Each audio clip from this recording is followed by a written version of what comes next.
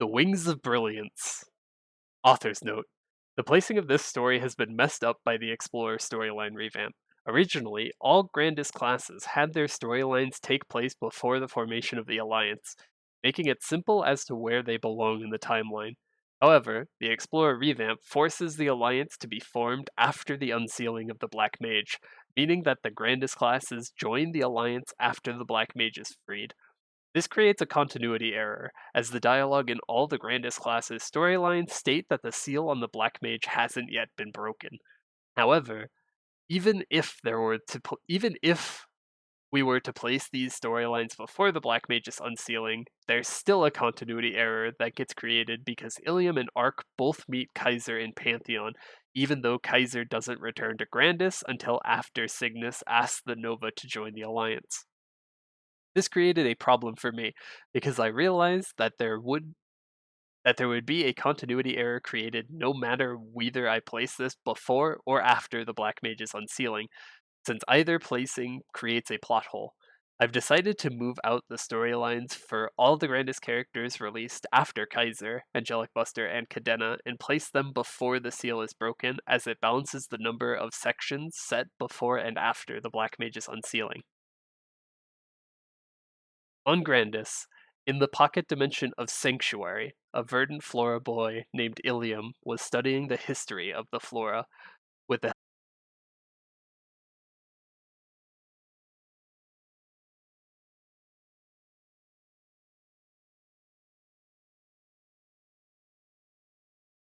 world, though he knew that attempting to leave Sanctuary was punishable by imprisonment. Ilium briefly considered using a flash bomb to sneak past the guards around the Crystal Gate, but he ultimately decided against it. However, X interpreted his words as a command and launched a flash bomb on the guards. Though he was startled by X's unexpected actions, Ilium used it as an opportunity to sneak past the blinded guards and made his way to the Crystal Gate. Just as the guards regained their sight, Ilium entered the Crystal Gate and arrived in Savage Terminal. He was shocked to learn that the verdant flora were hiding in a scrapyard, but X pointed out that it was the ideal place for them to hide. Ilium then began hunting hedgehogs in order to obtain the parts that he needed. Okay, I think the name was Agate, so we'll go with that. Meanwhile, Agate, the headmistress of the Crystal Academy and the disciple of the god of the verdant flora, arrived in Savage Terminal and asked two of her fellow verdant flora, Darius and Curly, whether they had seen anything during their patrol. Author's note: I've mentioned this in an earlier section, but the word god refers to his caste rank, not him being an actual god. The god of the verdant flora is also known as the Ancient Master, which you might see me use occasionally. Curly reported that he had overheard a conversation earlier about someone having sighted a high flora in Savage Terminal. Agate grew concerned and asked if the rumor was true, but Curly believed that it was likely a verdant flora because their wings had been reported to be mechanical, making the others realize that someone had illegally left Sanctuary. Agate asked Darius to investigate and ensure that their safety hadn't been compromised. Just then, one of the Crystal Gate guards contacted Agate and reported that a child had just left Sanctuary. After a brief investigation, they confirmed that the missing child was Ilium. Agate told the others that she would find Ilium and ordered them to wait for her in Sanctuary. She soon found Ilium and X being attacked by a group of hoodlums. X was worried that Ilium's vitals were critically low, but just then, a flash of light emanated from Ilium that defeated all the hoodlums and knocked out the exhausted boy. Agate took Ilium and X back to Sanctuary, where the boy woke up to Agate and the other guards standing over him. Agate asked Ilium how old he was, to which he responded he was 153. She noted that the mitocrystals on the back of his hand was faint for his age, and that his wings lacked mechanical or magical aura, meaning that the power that he had exhibited earlier had been much greater than he seemed capable of. Agate told him that leaving Sanctuary was forbidden, and asked if he was prepared to accept the consequences. When Ilium apologized to her, she asked if he knew who she was. X answered for him and explained that she was the seeker of the verdant flora and the headmistress of the Crystal Academy, and that accompanying her were Darius, the guardian of the verdant flora, and Curly, the engineer of the verdant flora. Agate was impressed by Ilium's engineering capabilities and told him that because of his young age and his mechanical aptitude, she was willing to let him off with a warning. However, as punishment, he would begin courses at the Crystal Academy, much to the shock of both Ilium and the guards. Later on, X told Ilium that it was hardly a punishment, as many dreamed of attending the prestigious Crystal Academy. Ilium asked what had happened before he had been knocked out, to which X explained that Ilium had had a magical overload, and that the resulting explosion had defeated the hoodlums. The next day, Ilium and X met Agate outside the Crystal Academy. She gave them a tour of the facility and told Ilium that while he didn't seem to possess control over his mitocrystal, he still possessed power, however unstable. She explained that she had brought him to the academy so that he could learn how to control his powers in a safe environment. Ilium then went to his first class, where he was surprised at how many students there were. Though he was afraid of social interactions, he decided to engage in class nonetheless. Professor Calcit then began his lecture about the different types of mitocrystals. The first crystal he showed was a grossular, a green crystal used to treat wounds and recover health. Next, he showed a red crystal called pyrope, which had explosive power, but was difficult to extract mana from. Throughout the lecture, Ilium tried to answer the professor's questions, but he spoke very quietly in order to avoid attracting attention. When Calcit asked about a third type of crystal, X grew frustrated by Ilium's reticence and loudly answered that it was obsidian, which was difficult to find and held dark magical powers, which one should be cautious of. Calcit was impressed by X and told the class that for the rest of the lesson they were to collect grossular shards from green grossular monsters. Having little magical power, Ilium took much longer to collect these shards and became late to return to class. For his next lesson, Ilium went to magical combat training led by Professor Andrada. The students took turns attacking a dummy, but when Ilium's turn came, he was only able to use a weak physical attack. Andrada instructed him to gather the mitocrystal energy inside his wings and transfer it to the mitocrystal on his back, or on the back of his hand, in order to launch a magical attack. When he realized that Ilium had no wings, he encouraged the boy to find other ways to use magic, even if they were unorthodox. Ilium then used one of his mechanical javelins to attack the dummy, causing it to explode. The other students were awestruck by his attack and wondered how he had done it. Andrada was impressed and then instructed the class to eliminate practice robots in the combat training room. Though Ilium was unable to meet his quota of robots to destroy, Andrada accepted his work nevertheless. As Ilium and X moved to their next class, Agate spoke to them telepathically and asked how classes were going, explaining that she could communicate with him through the lights. Knowing that he was struggling, she told him not to get discouraged and offered private tutoring lessons after school in order for him to be able to catch up with the rest of the class. After Ilium's next lesson ended, two students named Dean and Sonaria approached Ilium and introduced themselves. Dean was curious about X and why Ilium had no wings, as well as why the mitocrystals on his hand didn't glow. Ilium was overwhelmed by Dean's rapid-fire questions, but Sonaria interpreted to mean that Ilium didn't want to talk to them. As they left, Ilium called out that he was really happy to have met them, adding that he had just been nervous. A girl named Carnelian then introduced herself and explained that Dean was generally overenthusiastic. With that, she left for her next class, and Ilium left for his.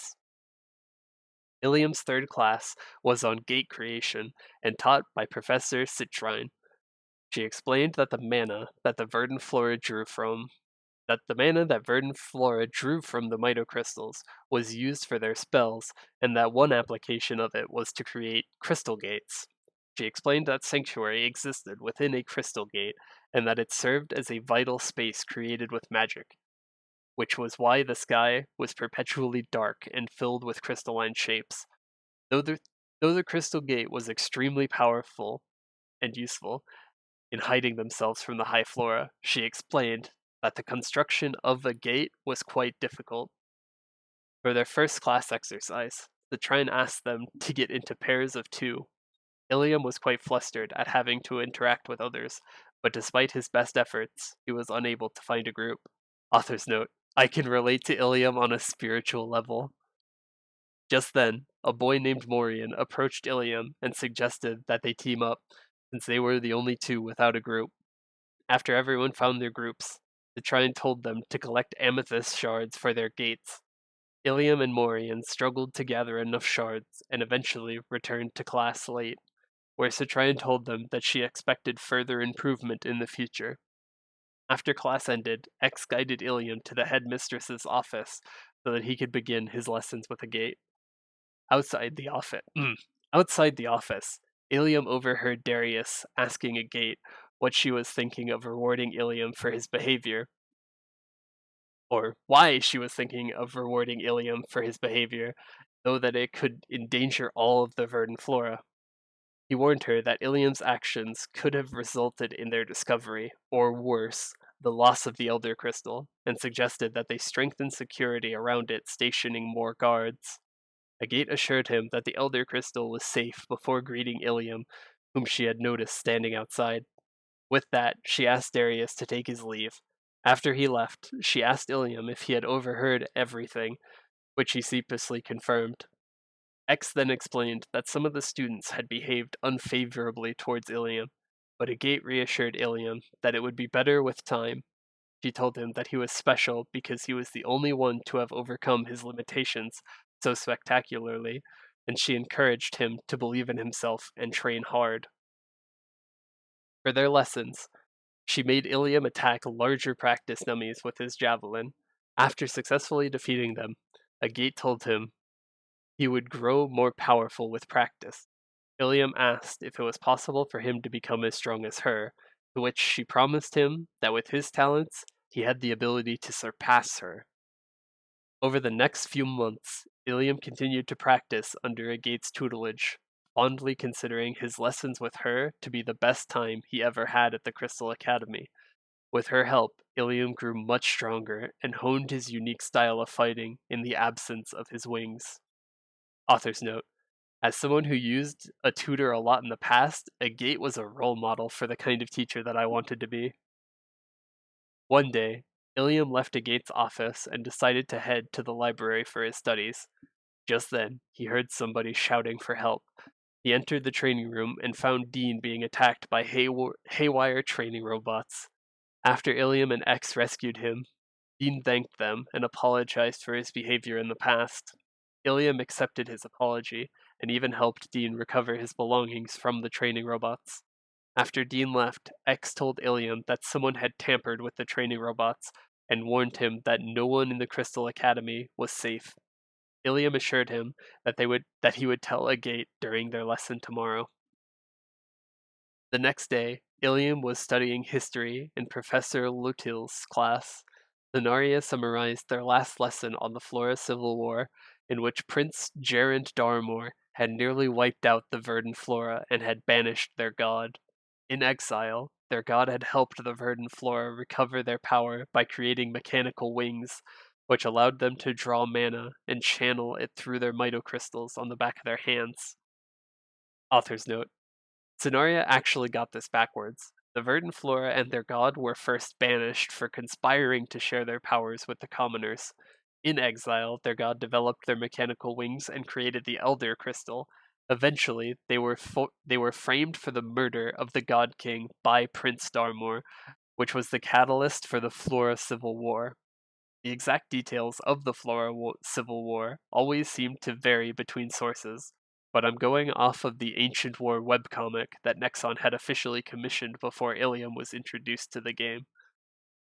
Professor Lutil told the class that the god of the verdant flora was the hero of their race, and that the annual Festival of the Gods was intended to honor him and to bring hope to their people.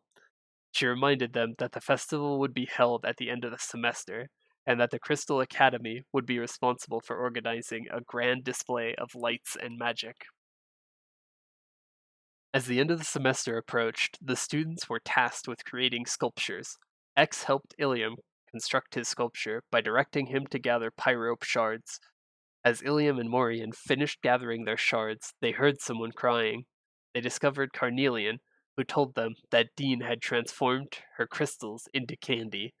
Ilium and Morian gave her some of the crystals that they had gathered, which she was greatly appreciative of.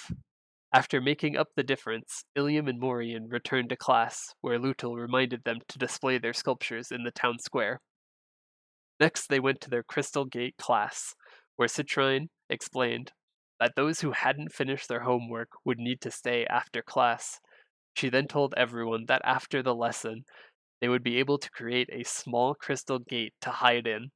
She instructed them to gather obsidian shards, which were held in the classroom, since they were dangerous. After gathering their mitocrystals, the class succeeded in creating a small crystal gate that allowed everyone to enter. After class was over, Morian was required to stay behind since he hadn't finished his homework. Agate then contacted Ilium and told him that their lesson would take place at the sanctuary entrance. At the entrance, Ilium and X overheard some soldiers saying that there were rumors that specters had managed to get through. However, their superiors had managed to stop the intruders and had moved the crystal gate as a precaution. As Ilium began to look around for a gate, the guards asked him to help them extract mana from nearby mitocrystals. Ilium harvested sanctuary mitocrystals and brought them back to the guards. Just then, a gate appeared and thanked the soldiers for their hard work. Ilium asked her if there was any danger from the specters, but Agate assured him that nothing would happen as long as they stayed vigilant. After their lesson, Ilium began to head back to school. Just then, Morian arrived and told him that he had just finished his private tutoring lesson with Professor Citrine. He asked Ilium if he wanted to get food, but Ilium told him that he wanted to start on his sculpture. Ilium and X went to the lab and got started on their sculpture using the pyrope shards that they had gathered in class. Ilium was determined to do his statue justice, as the festival felt much more meaningful to him as of late. He told X that when he was younger, he would visit the Festival of the Gods every year and look at the marvelous lights. However, his time with Agate and the others had taught him to appreciate the lights as testaments to their efforts. After gathering more materials, he continued to work and soon created a mechanical statue. Just then, Darius appeared and scoffed at Ilium's efforts, calling him a low-level engineer. He ordered Ilium to throw away his project immediately, claiming that it was an affront to the gods of the flora. X attempted to console Ilium by telling him that the verdant flora had regained their magic by combining mitocrystals and technology, and so, in all likelihood, the gods of the flora would be very pleased by Ilium's unique creation. Ilium thanked X and decided to continue enhancing his project with rarer materials. After improving his statue further, he sensed a crystal glowing nearby. As he approached it, the light that it gave off in response to Ilium's presence significantly increased. Against X's recommendations, he touched the Elder Crystal, causing a strong magical reaction. Just then, a gate appeared and chastised Ilium for using Academy crystals without permission. After she left, Ilium wondered why Agate had been unnecessarily harsh.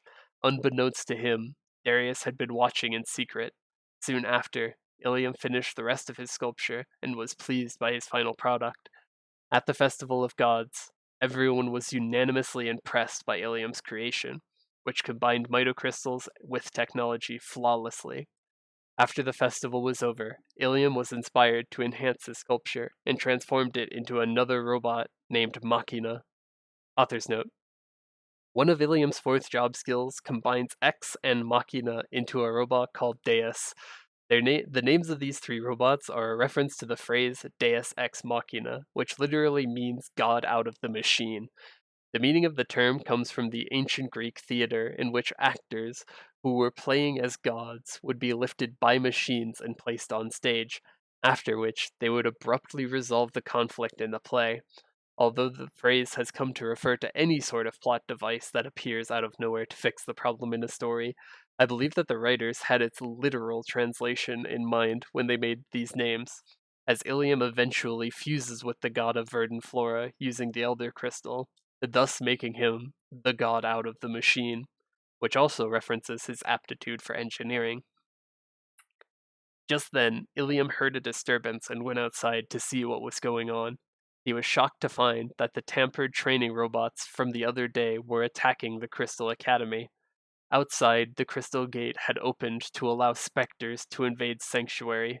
Curly reassured the soldiers that if they defeated all of the specters, they wouldn't be found out. However, Darius appeared and opened several more crystal gates.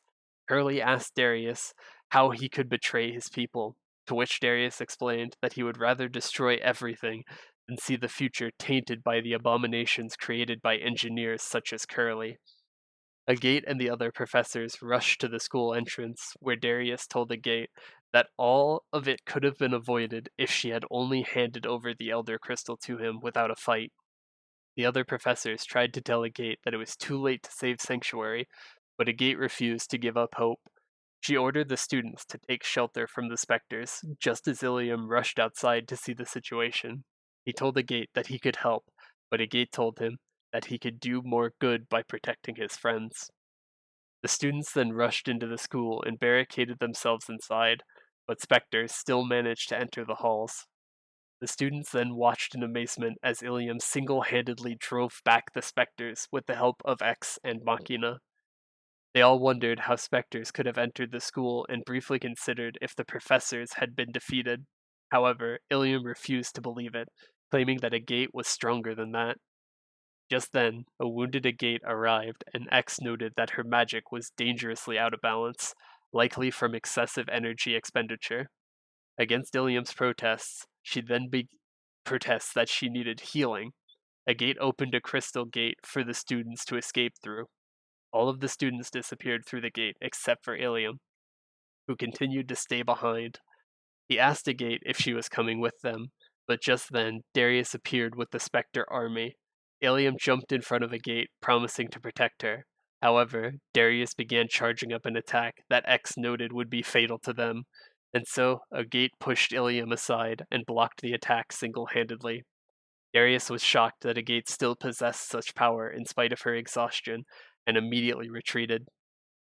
Severely drained, Agate collapsed to the floor, and with the last bit of strength she had left, she gave Ilium the Elder Crystal, explaining that it was the relic of her master, the last god of the verdant flora, and that it was the last remaining key to unleashing his power. She told Ilium that the door to the sanctuary of the ancient god awaited him in a different dimension, and tasked him with finding it in order to awaken the Elder Crystal's power. With her dying breath, she entrusted the fate of the verdant flora in Ilium's hands, and reminded him that no matter what anyone else said, he was special. Just then, a horde of specters arrived and surrounded Ilium. X detected an immensely powerful force radiating from the crystal, and warned Ilium that he was detecting a foreign consciousness within the relic. Author's note: the foreign consciousness is because the god of the verdant flora had imprinted his personality and powers into the Elder Crystal. Against X's recommendation, Ilium grasped the Elder Crystal in both hands, allowing its power to flow through him.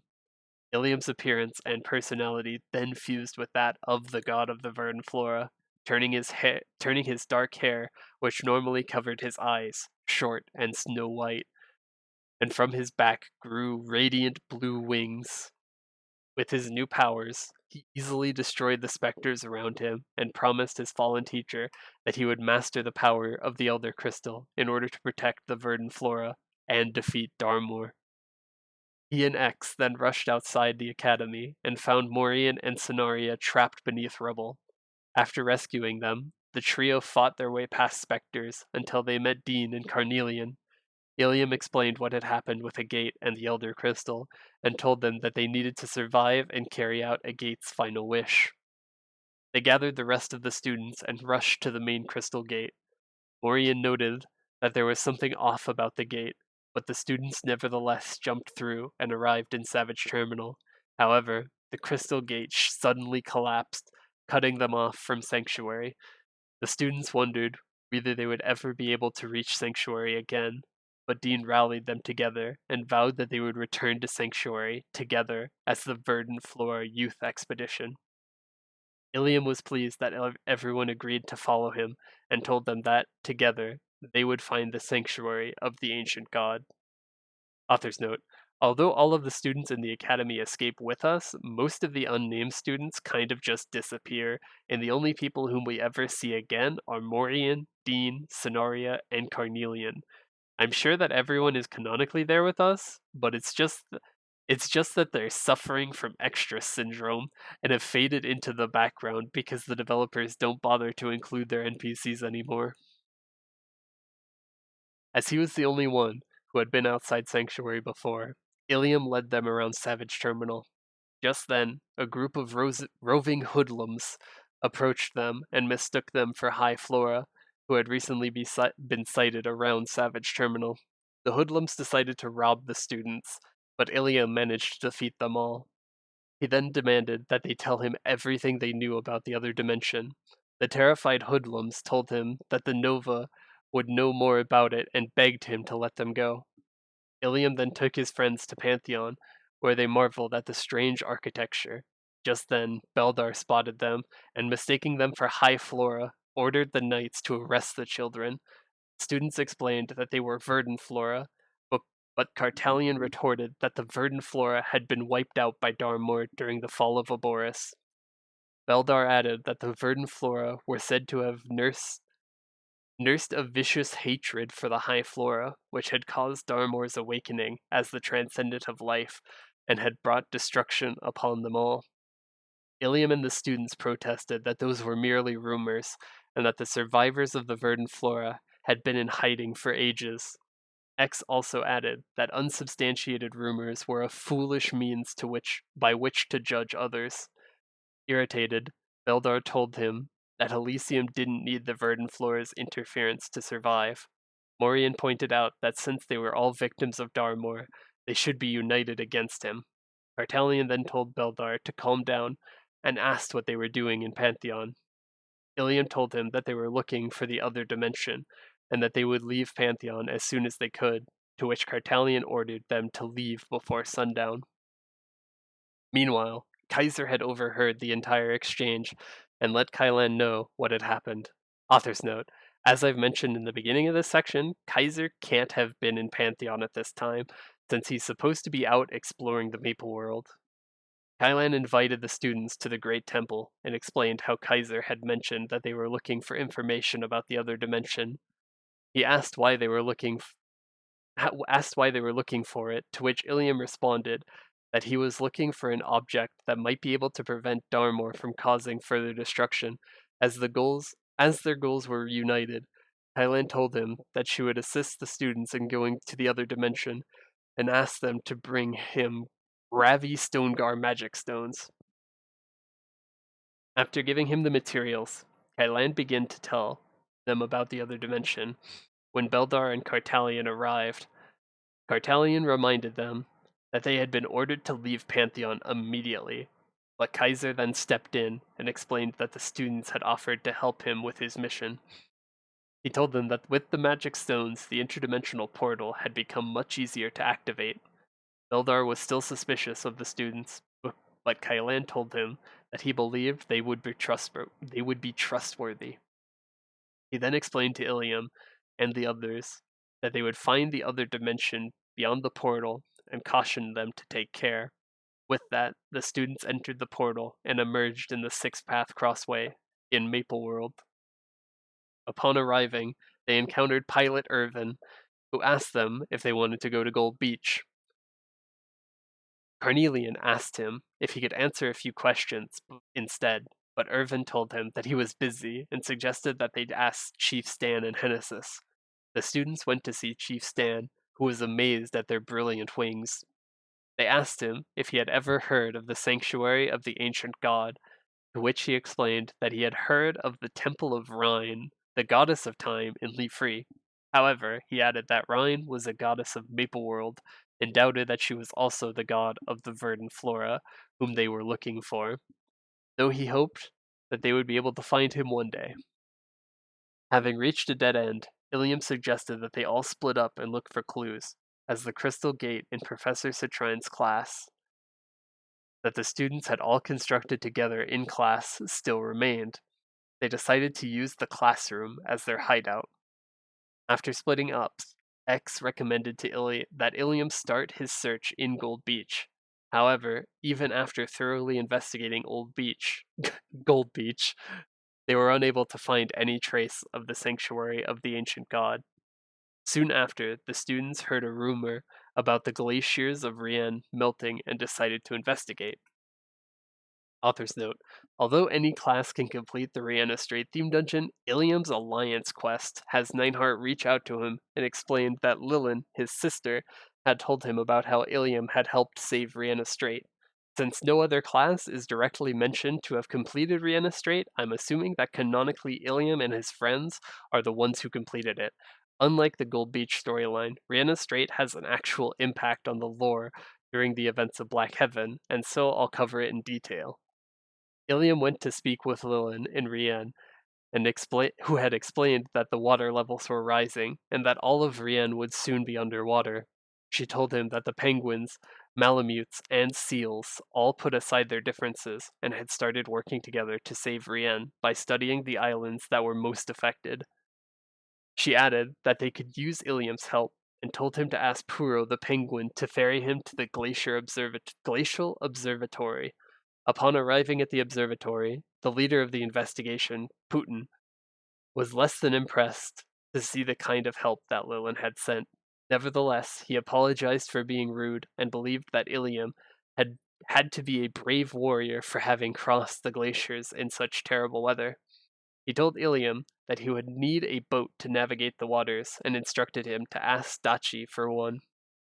Dachi asked them to bring back good lumber from the ocean in exchange for using his boat. With helmsman Tanya manning the wheel, Ilium collected good lumber from the ocean and brought it back to Dachi. Having gained access to a boat, Ilium returned to Putin for his mission. Putin explained that Frost Witch Barbara was likely the culprit behind the melting glaciers, as she had been cited at all the sites of glacier problems. He told Ilium to go to Ice Station 1 and see if there was anything that he could do to help. After traveling there, Ilium met Pushki, who told him that he was researching ways to capture Frostwitch Barbara. He asked Ilium to help by eliminating Ammonite Grumpus and Fish Grumples. After defeating them, Ilium returned to Pushki, who heard a woman screaming nearby. Ilium and Tanya sailed west of the glacier, where they spotted a young woman surrounded by Grumples. After saving the woman, she introduced herself as Nora the Explorer. Author's note: meanwhile, Dora the Explorer was found dead in a ditch. She explained that she had been studying the permafrost layer on the glaciers, and that the Grumples had begun to attack. Ilium then told her about the situation with Frostwitch Barbara and the people of Rihanna Strait. Nara explained that the permafrost showed definite signs of natural degradation, meaning that the melting glaciers had been a result of rising temperatures. She added that the Grumples were most likely thawing out, rather than being summoned with magic. She also wondered why a witch would want to raise the sea level around her own area, and felt as though something wasn't adding up. Because of this, she decided that she would help Ilium with his mission. They then returned to Pushki, who asked them to bring his wind change report to Putin. Putin was pleased by the report and asked him to help Alveola next. Alveola asked Ilium to go to Ice Station 2 and speak with her brother, Alvish, who told Ilium that the Malamutes had a keen sense of smell and that monsters in the ice station were releasing a toxic stench that was interfering with his duties. Ilium defeated the Corruptor Barrels and Polluter Barrels, for which Alvish thanked him and asked Ilium to bring back his tracking report to Putin. After receiving the report, Putin was able to pinpoint the location of Frostwitch Barbara and asked Ilium to defeat her. However, after sailing to Barbara's house, Ilium was surprised to find her surrounded by baby animals and began to doubt that she was an evil witch. Nara asked Barbara if she was the one causing the rising sea levels, but Barbara explained that she couldn't use that sort of magic. However, she added that she was the one saving all the baby animals around her from drowning as the water levels rose. She tasked them with finding large fish to feed the babies, after which Ilium asked Barbara why she continued to help the animals even though they hated her. Barbara explained that in the past, the seals, malamutes, and penguins would fight all the time, but unexpectedly, they had united by turning on Barbara. Even though she had only been saving their young, though she had initially been upset, she had decided that having them united against her was a better sort of peace than having them fighting each other. Ilium sailed back to the observatory and told Putin that Barbara was actually good. Confused by what to believe, Putin concluded that the seals must be the culprits, as he had gotten reports that seals had attacked his penguin warriors. He asked Ilium to investigate the seals and discovered the truth. Ilium spoke with Dachi, who explained that the seals were innocent, and asked him to investigate Ice Station 3. There, Ilium met with Dabo, who explained that he had seen some of the seals sneaking around the base, and asked Ilium to defeat them. However, even after Ilium defeated them, Dabo was unsure that the problem had been solved. He asked Ilium to defeat the walruses inside the base and find any evidence of their treachery. Inside the base, Ilium discovered Blackwing henchmen disguised as seals and walruses, and obtained garbled commands from them, which Dabo told him to bring to Putin in order to prove that the seals were innocent. Putin was ashamed to have suspected Barbara and his allies, and asked them to find someone who could translate the garbled commands in order to solve the mystery. Ilium brought them to Nora, who recognized that the code originated from Edelstein. She explained that the perpetrators were looking for a huge power source, and that they wanted to use the currents under the glaciers for a strong turbine. With the coordinates from the report, they sailed towards the Glacier Cutter base. There, Ilium defeated the warmer bots that were melting the glaciers. After returning, Nora continued to decipher the garbled commands and theorized that there were robots deeper inside the base that were hauling off chunks of ice. Ilium then went on to defeat the Shaver bots and brought back their glacier core fragments. Nora recognized the fragments as having the ability to freeze anything, and realized that the culprits must have big plans to need so many. Meanwhile, Blackwing henchmen reported that Ilium had discovered their base. Their leader, Admiral Martini, decided to retreat rather than give his enemies the satisfaction of capturing them, and ordered them to destroy all evidence of the base in 10 minutes. The Blackwings then detonated the base, and the explosion was felt by Nora and Ilium. Ilium rushed to the base center, where he encountered a demolisher. Author's note: you later encounter thousands of demolishers during the events of Black Heaven. Ilium managed to defeat it, but he realized that the rest of the evidence had already been destroyed. He returned to Nora, who was pleased that they had stopped the Blackwings from melting Rihanna Strait. They returned to the observatory and reported back to Putin, who thanked them for their help. For their last mission, all of the animals went to Frostwitch Barber's house to apologize. Lilin then arrived at the observatory and thanked Ilium for his help.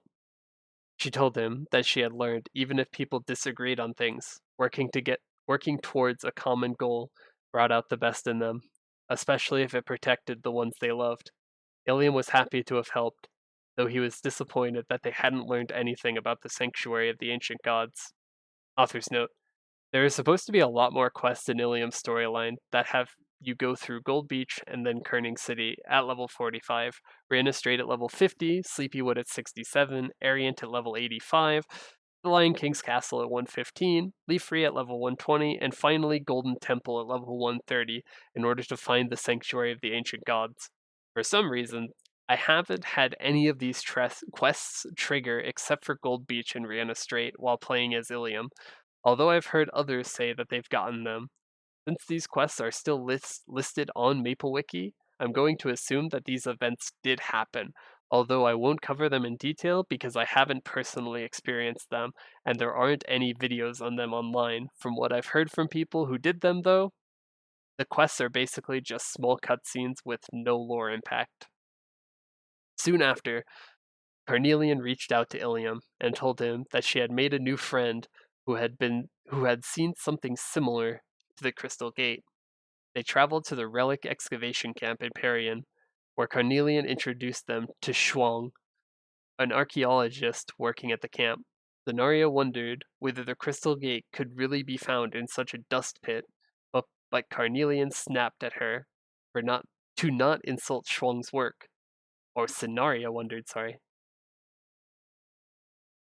Ilium then told everyone to calm down and asked Shuang if she had seen anything like the Crystal Gate before. Shuang led them deeper into the excavation area where she had last seen the gate, but she was surprised to find it missing.